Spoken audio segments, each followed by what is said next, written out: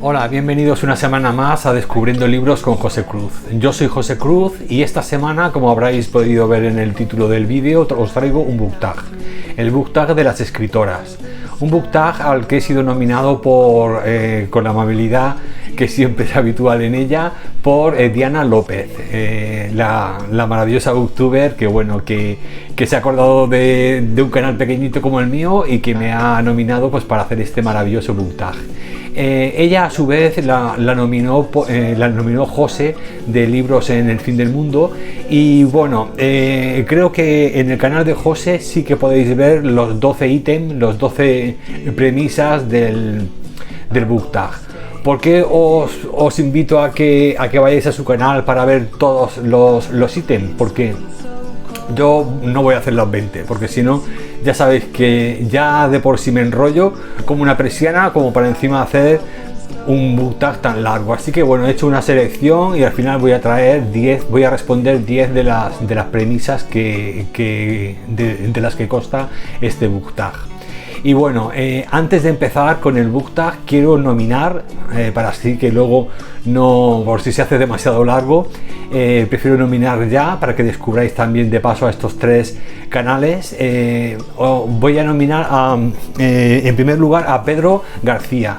Pedro García es un chico de Sevilla que tiene un canal de literatura pequeño, hace poquito que ha empezado, pero me gusta bastante, me gusta mucho porque él además tiene la originalidad de que suele, no solo se limita a reseñar sus lecturas delante de su estantería, sino que además coge un día con su amigo, el petate, y se van por ahí al campo a enseñarnos los maravillosos parajes que hay ahí alrededor de Sevilla, que son muy pintorescos y son preciosos.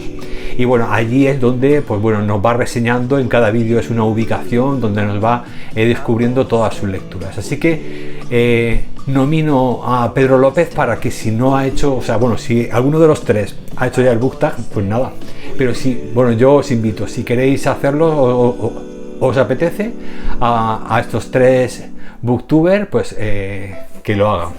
Bueno, pues primero ya os digo, Pedro García, y en segundo lugar quiero nominar a Manuela & Company.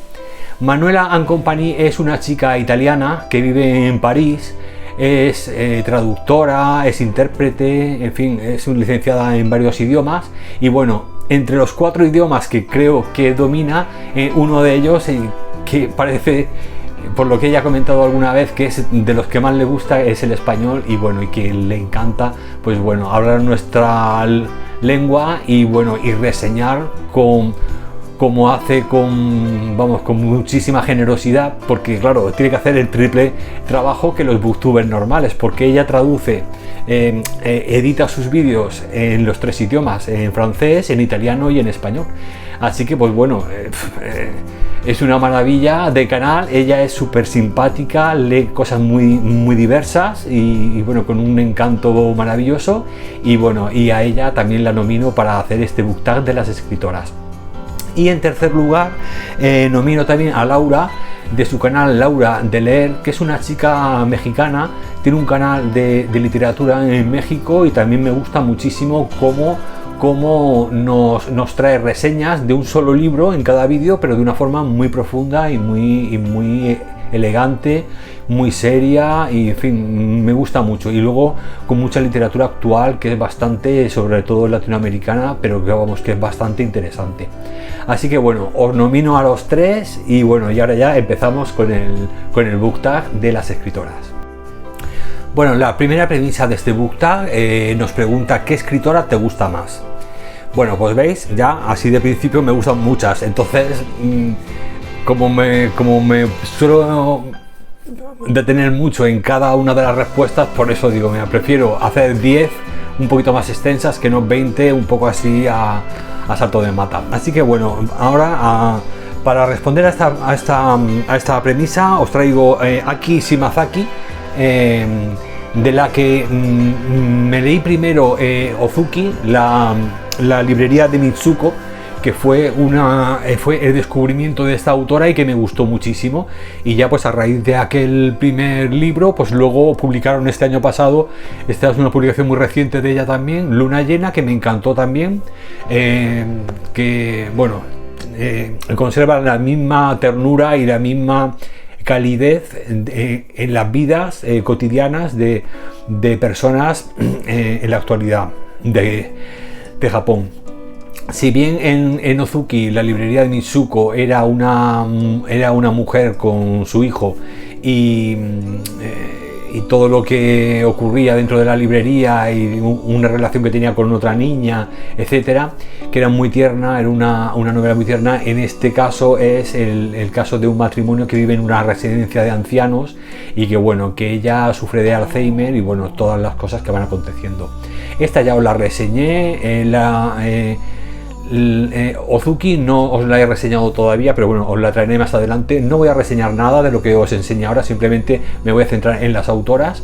Y bueno, esta autora es una de las que más me gustan, pero como os digo, es que podría decir muchas. Hay otra, por ejemplo, que me encanta también, que es Cresman Taylor, que es una escritora norteamericana que bueno, su padre fue un banquero de primera generación allí en los Estados Unidos, y esta escritora pues bueno, fue muy crítica cuando empezó con la Segunda Guerra Mundial. Escribió un libro precioso y cortito que se llamaba Paradero Desconocido, que os lo recomiendo encarecidamente, que también lo traeré más adelante, ya os lo reseñaré con detenimiento, en el que dos socios, uno judío y otro alemán, pues son socios de una tienda de antigüedades en los Estados Unidos, pero en 1932 el alemán se vuelve a Alemania y el caso es que empiezan a cartearse. Es un libro epistolar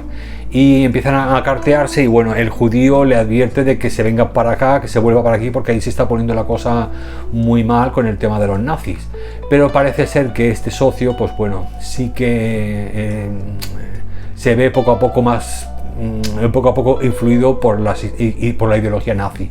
Y bueno, esas cartas, cómo evolucionan en esas cartas y cómo se desarrolla todo, es una historia que bueno, que hasta el último momento te tiene con el corazón en un puño, porque a pesar de que es epistolar, pero ya veréis lo que hay detrás, qué trasfondo, o sea, es muy buena, es muy interesante. Y luego hay otra autora que me encanta también, que es Helen Hunt, que es la que escribió 84 Charing Cross Road, que es la famosa calle de Londres donde hay tantas librerías, y con otra historia de la Segunda Guerra Mundial en la que los que se cartean, también es epistolar, y los que se cartean es una chica norteamericana que no encuentra lecturas en los Estados Unidos muy específicas y se las pide a una librería en Londres, en la calle 84 Charing Cross Road.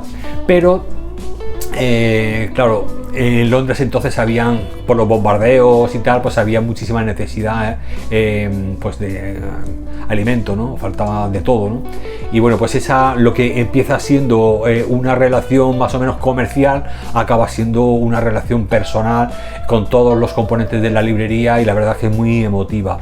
Así que bueno, estas tres autoras son las que así ahora mismo a brote pronto os podría responder como de mis autoras favoritas, y todo lo que salga de ellas y todo lo que descubra de ellas me las leeré, porque es que son lecturas seguras. O sea, así que bueno, las tres maravillosas.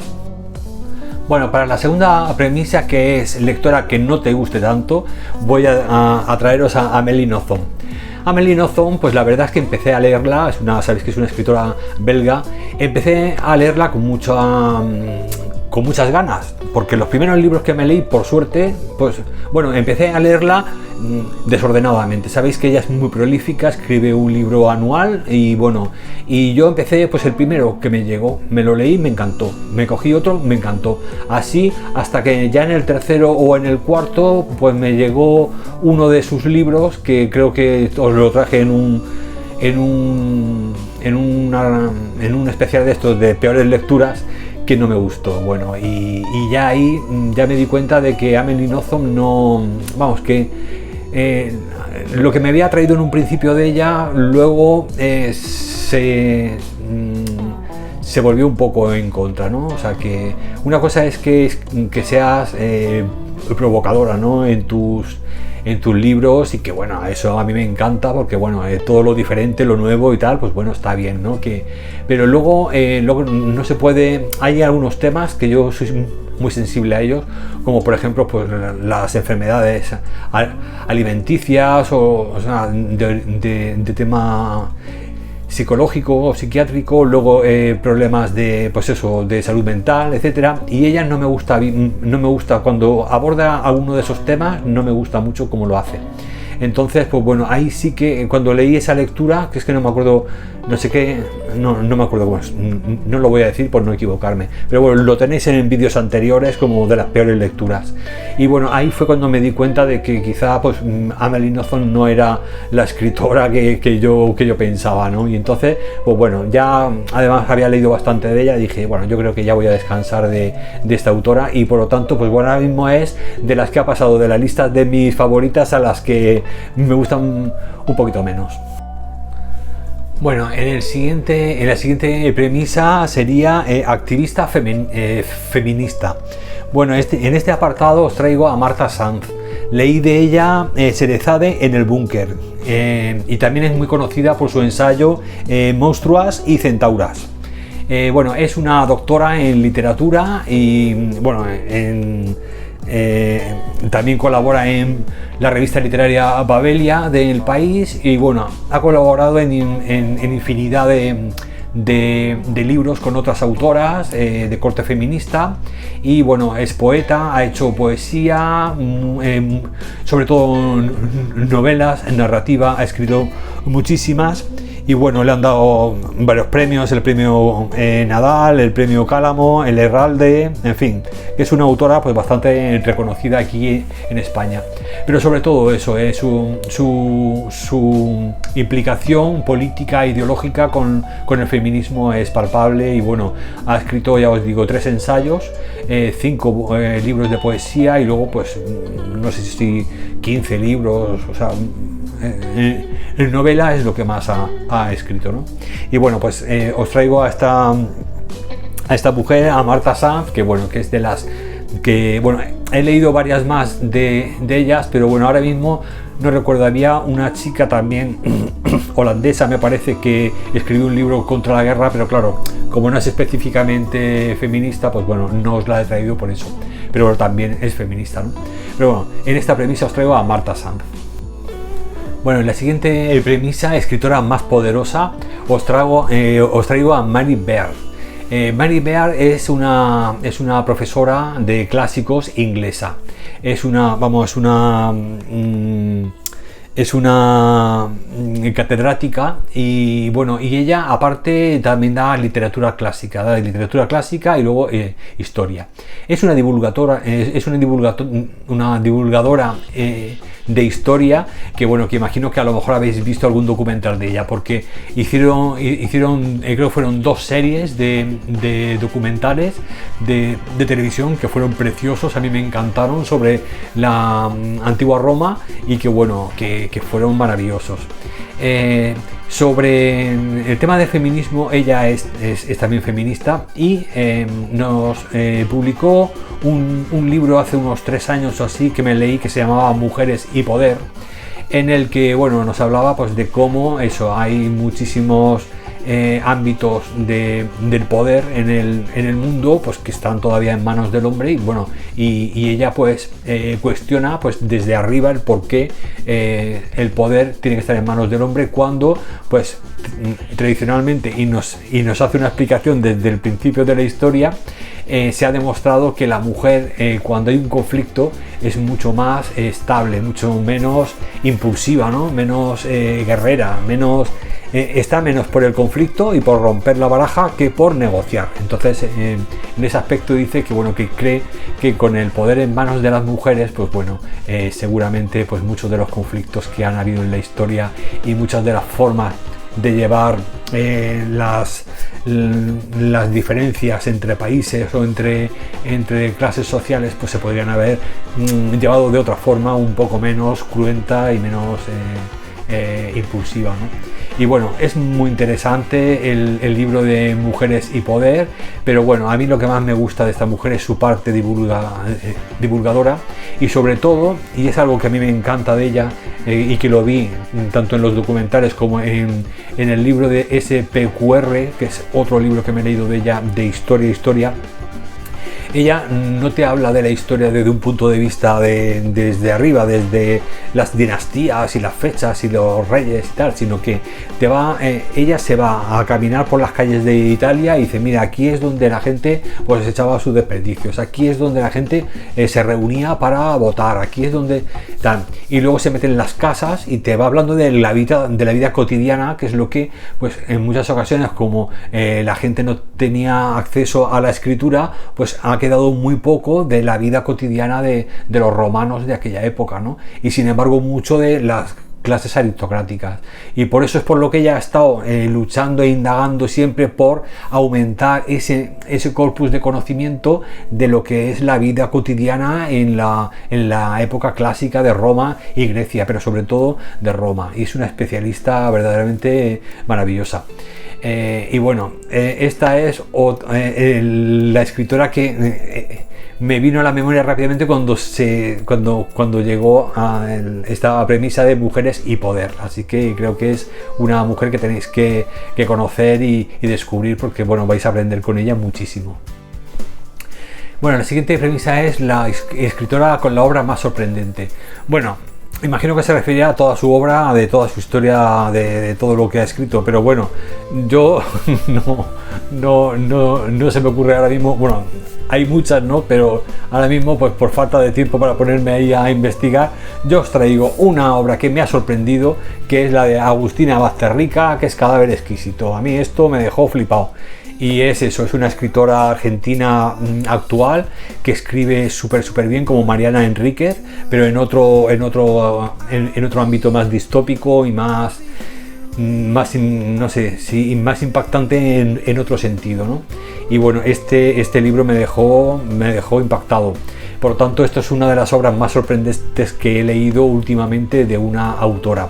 También recordar a la premio Nobel Doris Lessing, que es una autora también un poco olvidada y que, bueno, también con El quinto hijo me dejó impactado cuando lo leí, que parece mentira que escrito en los años, a ver, que este fue escrito en 88, pues bueno, que pudiera escribir de esta manera tan visceral, ¿no? O sea, tan impactante. Así que bueno, os traigo a Doris Lessing y a Agustina Bazterrica, la autora argentina, para esta premisa de la obra más sorprendente. Que bueno, que si no lo habéis leído, pues ya sabéis que es una maravilla. Tanto esta como la del quinto hijo de Doris Lessing, las dos son impactantes. En la siguiente premisa nos dice escritora que tuvo que hacerse pasar por hombre. Aquí os voy a traer varias. Voy a traer primero a George Sand, que es la típica, que fue la que tuvo aquel romance turbulento con el compositor y pianista Frédéric Chopin. Bueno, George Sand, sabéis que bueno, pertenecía a la clase alta, a la clase aristocrática francesa, pero bueno, como los círculos literarios estaban copados por los hombres y se reunían en sus clubs de estos, en sus casinos pues entonces solo podían entrar los hombres. Entonces ella, pues bueno, ni corta ni perezosa, se cortaba el pelito cortico o se lo metía debajo del gorro, se vestía de hombre y se metía allí. Y estuvo yendo mucho tiempo, o sea, nadie la echó de allí, aún sabiendo todos quién era. Así que pues bueno, era una mujer que bueno, que tenía su carácter y fue también periodista, además de escritora, y bueno, la verdad es que hacía lo que quería, bueno, entre comillas, vamos, pero ella se enfrentaba a todas las convenciones masculinas que habían entonces, que no había manera de romperlas, ¿no? de disuadirlos.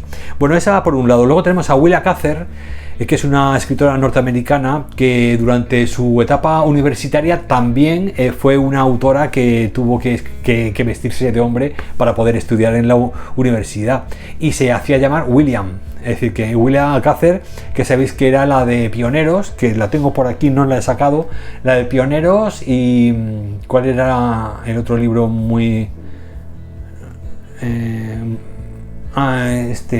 Pioneros, y el otro era el caso de Paul. Era también, que son los dos que he leído de ella, muy interesantes los dos. Y luego tenemos también a George Eliot, que era el seudónimo de Mary Ann Evans, que bueno, ella también era una escritora atea, escribía realismo, era de la etapa realista, y bueno, y su obra más importante fue Middlemarch, y que fue descrita por Virginia Woolf, como una de las pocas novelas inglesas escritas para adultos. Es decir, que para Virginia Woolf casi todas las novelas que se escribían en Inglaterra eran para niños. Entonces dice que esta en Middlemarch era la primera novela inglesa que se había escrito para adultos. O sea que siempre Virginia Woolf tan ácida y tan crítica. Bueno, otra obra era El molino del Floss, era otra de las obras más famosas de George Eliot. Y bueno, yo de George Eliot he leído algo, lo que pasa es que su forma de escribir era un poco enrevesada, un poco muy lenta, pero bueno, tenía una pluma exquisita. Pero vamos, que lo que era la trama avanzaba muy despacito porque se detenía muchísimo en detalles y en descripciones, etcétera. Pero bueno, es otra forma de disfrutar cuando te apetece así leer una obra magna de estas, de tranquilidad, de disfrutar de literatura en plan descriptiva y de una época, de cómo te describía aquella época, aquellos vestidos, etcétera. Pues esta autora estaba muy bien. Así que pues bueno, aquí os he traído estas tres que me he acordado que eran pues eso, que tuvieron que vestirse de hombre para poder, o utilizar seudónimos para poder escribir y publicar sus libros. Bueno, luego otra premisa muy interesante que nos preguntan es escritora borrada de la historia. En esta premisa os voy a traer a Margaret Deland. Margaret Deland, yo de ella leí El reencuentro, que me gustó mucho, la verdad. Es una escritora estadounidense que también escribía en el periodo del realismo. Y mantuvo con su esposo, cuando se casaron, había mucha pobreza allí en su ciudad, y entonces una de las casas que tenían, una segunda casa, la utilizaron para madres solteras. O sea, madres solteras que sabéis que entonces eran repudiadas de todos sitios. Pues bueno, entre su marido y él y ella pues consiguieron hacer una especie de casas para madres solteras, como un refugio, ¿no? A modo de refugio, y creo que eso era pues algo muy importante a principios del siglo XX. En 1910 Deland escribió un artículo para el Atlantic Monthly reconociendo la continua lucha por los derechos de las mujeres en los Estados Unidos. Este artículo se llamó Inquietud, con exclamaciones. Y ella escribía: un predominante descontento en las mujeres, una inquietud infinitamente eliminada del contexto de hace una generación. Durante la Primera Guerra Mundial, Deland hizo trabajo de socorro en Francia. Se le otorgó la Cruz de Legión de Honor por su trabajo y recibió un doctorado en literatura en el Bates College en el 1920. En 1926 fue elegida para el Instituto Nacional de las Artes y las Letras junto con Eddie Wharton, Agnes Repplier, Maria E. Wilkins Freeman.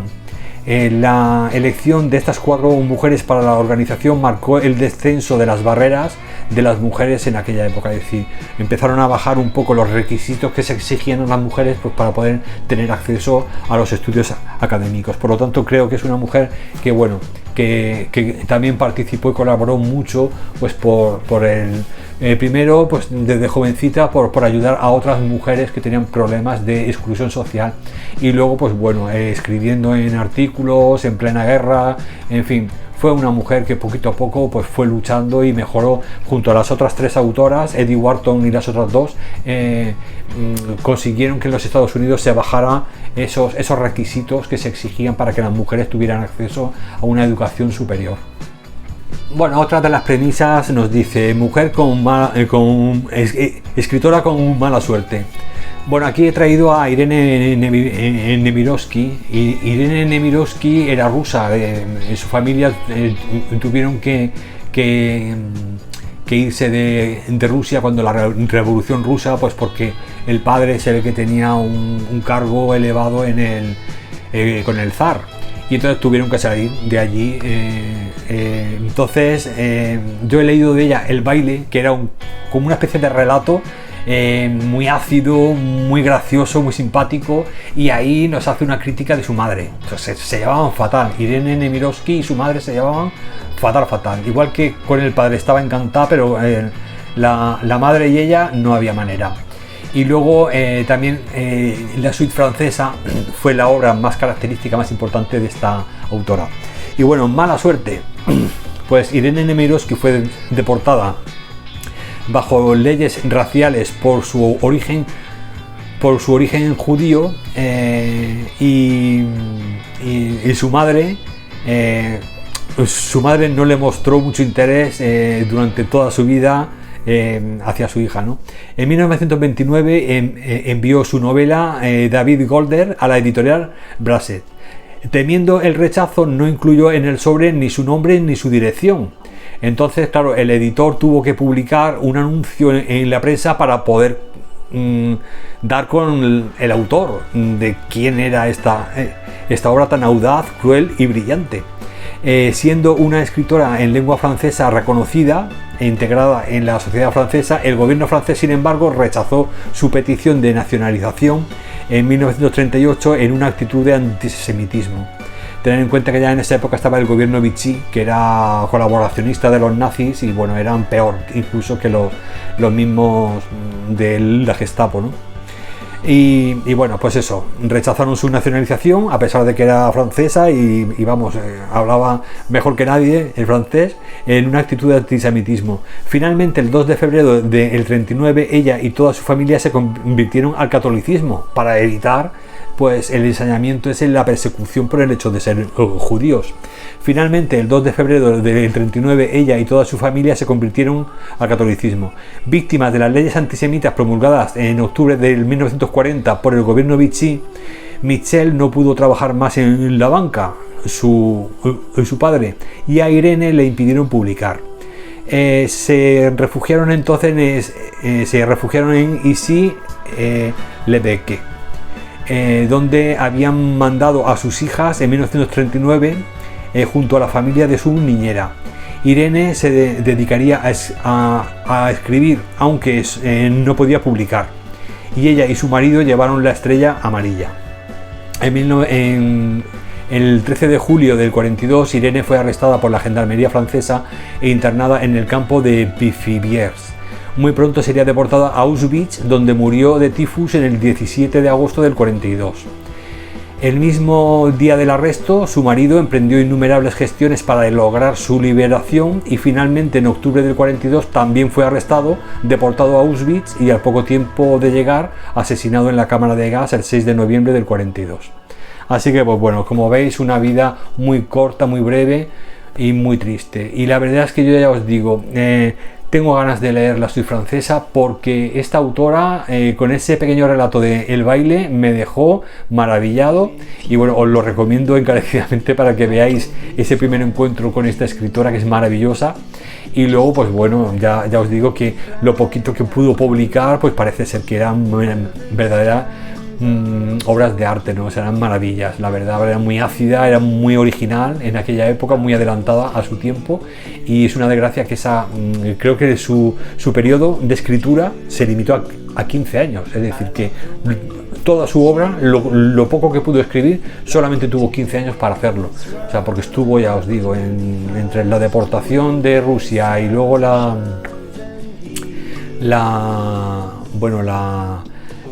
persecución de los nazis, o sea que solamente tuvo esos 15 años, por lo tanto creo que fue una vida muy triste y para una escritora tan prometedora, ¿no? Bueno, en la siguiente premisa, ya la penúltima, que sería escritora LGBT+, os traigo de nuevo a Willa Cather. Willa Cather, que sus obras más importantes son Mi Antonia, Pioneros y El caso de Paul, que es el relato que os había comentado que me había leído, que bueno, que creo que le di 5 estrellas porque me encantó. Bueno, pues esta autora luchó por la igualdad de género en su época, que fijaros que estamos hablando de principios del siglo XX, y ya entonces ya estuvo dentro de su limitación, o sea, dentro de su ambiente cultural literario, estuvo luchando por la igualdad de géneros en aquella época en los Estados Unidos, cuando ya os digo que luego empezó ya de nuevo a mediados de los 20, sobre todo ya en los 30, otra vez el retroceso para atrás de las libertades, pero lo que fueron los 20 sí que, bueno, en los años 20 o justo después de la Primera Guerra Mundial, se respiraban ambientes más progresistas y bueno, los escritores y las autoras, en este caso, Willa Cather en principio se sospecha que era lesbiana. Lo que pasa es que ella nunca lo dijo claramente, nunca lo dijo abiertamente, pero bueno, ella estuvo implicada, ya os digo, con todas las organizaciones y las mujeres que entonces estaban luchando por la igualdad de género. Y ella, ya os digo, aunque no lo reconoció, sí que tuvo siempre una pareja fija que se llamaba Louise, una chica que se llamaba Louise, que fue su pareja durante casi toda la vida, vamos. Por lo tanto, pues bueno, Willa Cather es, pues dentro del género, o sea, de la lucha por la diferencia sexual y por la igualdad sexual, pues fue una de las pioneras, nunca mejor dicho, de las pioneras de principios del siglo XX en los Estados Unidos. Por lo tanto, Willa Cather creo que siempre dentro, ya os digo, del margen de la discreción, de la prudencia y de la seriedad. Fue una mujer, ya os digo, que no tuvo mucho, no se promulgó mucho, ¿no? Socialmente, no tuvo mucha relación social, era más bien una mujer cerrada. De hecho, vivía siempre allí en su casita de campo, allí con sus terrenos. Su padre había tenido siempre tierras y ella seguía allí en su casita apartada de la ciudad y vivía una vida muy reservada, muy íntima con su pareja, con Luis, y bueno, y la verdad es que es una mujer que luego en su implicación social con asociaciones y escribiendo en periódicos, pues era una mujer activa en ese tema del promover los derechos de la libertad sexual, ¿no? Así que pues bueno, aquí os traigo a esta autora de esta premisa. Y vamos con la última ya. Bueno, y en la última premisa, una escritora revolucionaria, os tengo que traer a Rosa Luxemburgo. Rosa Luxemburgo no solamente luchó por un feminismo revolucionario dentro de las mujeres, sino que también lo hizo extensivo desde un amplio espectro socialdemócrata, porque pertenecía al Partido Socialdemócrata alemán, pues a toda la clase obrera, ¿no? Entonces ella era marxista. Ella era polaco-alemana, fue nacida en Polonia, pero luego nacionalizada en Alemania. Y ella, pues bueno, ya os digo, en un principio pertenecía al Partido Socialdemócrata del Reino de Polonia, de Polonia, no el alemán, pero luego cuando empezó la Primera Guerra Mundial, los socialdemócratas empezaron a reunir dinero para financiar la Primera Guerra Mundial al ejército, y ella no estaba de acuerdo. Ella era pacifista y no estaba por la labor de que se mandaran a los obreros a la guerra, y entonces se salió del Partido Socialdemócrata. Entonces montó otro partido que era el Partido Espartaquista, la Liga Espartaquista. Bueno, ella, ya os digo, era atea, era marxista, y a medida que se iban desarrollando la Primera Guerra Mundial, pues bueno, fue ya cogiendo cada vez más tendencias hacia la Unión Soviética, hacia la Revolución Rusa, y bueno, y fue un componente muy importante, no solamente pues eso de el feminismo de las trabajadoras, no de la burguesía, sino de las trabajadoras, pero desde un punto de vista pues eso, más de lucha de clases, más que de lucha por el género, simplemente, ¿no? Y ella, pues bueno, para mí creo que ha sido uno de los símbolos de la mujer revolucionaria por excelencia, en todos los órdenes. Si leéis cosas de Rosa Luxemburgo, os daréis cuenta de qué amplitud de miras tenía esta mujer. Luego, por el hecho de ser judía, por el hecho de ser mujer, por el hecho de ser marxista, de ser atea, de ser polaca, pues claro, tenía todas las papeletas para ser, pues eso, la víctima, como fue, de las torturas, de todo lo que tuvo que pasar en las cárceles, de los nazis, y bueno, hasta que ya pues la mataron, ¿no? Pero bueno, esta mujer, ya os digo, se ha quedado como una figura icónica en toda Alemania, en Polonia y bueno, en todo el mundo. De hecho, se fundó una fundación, la Fundación Rosa Luxemburgo en Alemania, y bueno, y creo que ya se ha expandido por todo el mundo, y se basa sobre todo en eso, en la defensa de los intereses de las mujeres, pero como pertenecientes a una clase, ¿no? A la clase trabajadora. Y por lo tanto, pues bueno, creo que es una mujer que la primera que me ha venido a la mente como mujer revolucionaria y escritora revolucionaria, pues es ella, ¿no? Rosa Luxemburgo hizo ensayos, escribió libros propios, unos 8 o 10 nada más, porque también murió muy joven, ya os digo, por la guerra. Pero luego colaboró con otros autores muy importantes de la época, muchos políticos y muchos intelectuales de envergadura de aquella época, y que bueno, que creo que tienen un valor maravilloso en las cartas que se enviaban los unos a los otros, de cómo iba evolucionando la Primera Guerra Mundial y todos los cambios dramáticos que estaban surgiendo en Europa, y creo que son pues una radiografía maravillosa de una etapa revolucionaria de la clase trabajadora, y también de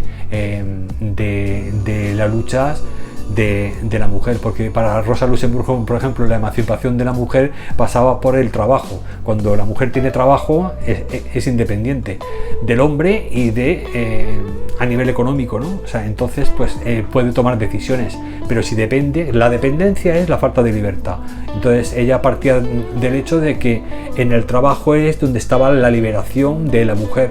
Si la mujer tenía derecho a trabajar, y no solamente eso, sino a adquirir y luchar por las mismas condiciones laborales de un hombre, pues se hacía automáticamente independiente, y si el hombre estaba con ella era porque se querían de verdad, no porque hubiera un interés o una dependencia, ¿no?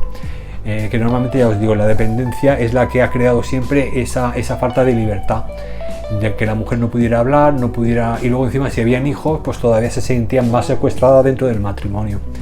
Pero no, como decía Rosa Luxemburgo, no por el hombre, sino por la desigualdad que crea en la injusticia de que la mujer no tenga acceso al trabajo ni tenga los mismos derechos laborales que un hombre, que es lo que realmente la independencia económica es la que luego te da la libertad de decisión. Entonces, en ese sentido, lógicamente decía Rosa Luxemburgo que había que achacar la base del problema, que era la economía. Entonces, y por supuesto la política. Si no se cambian las leyes, las injusticias en la economía siguen perpetuándose, ¿no? Así que pues bueno, esta mujer os la traigo ya en el último punto, en el último ítem de este book tag. Y bueno, como habéis visto, me he enrollado. Menos mal que solamente he hecho 10 de los 20 que me había propuesto Diana López, porque es que si no estoy aquí hasta mañana. Así que pues bueno, espero que os haya gustado mucho.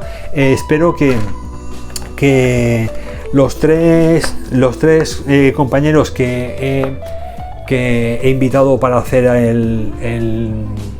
este book tag, Pedro García, Manuela and Company y Laura de Leer, espero que bueno, que recibáis mi invitación y que os brindéis a hacerlo, y hacer el favor, no hacer lo que he hecho yo, ir al canal de José, de Libros en el Fin del Mundo, que ahí están los 20 ítems, y ahí ya pues lo podéis hacer todos si queréis, porque yo ya os digo que es que con tanto ítem y con todo lo que hablo podría estar aquí hasta mañana, así que por eso yo lo he limitado a 10, a la mitad, así que he hecho trampa.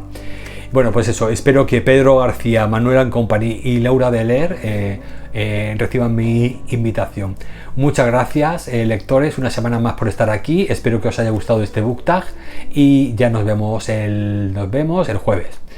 Venga, que sigáis pasando una semana estupenda. Un abrazo, lectores.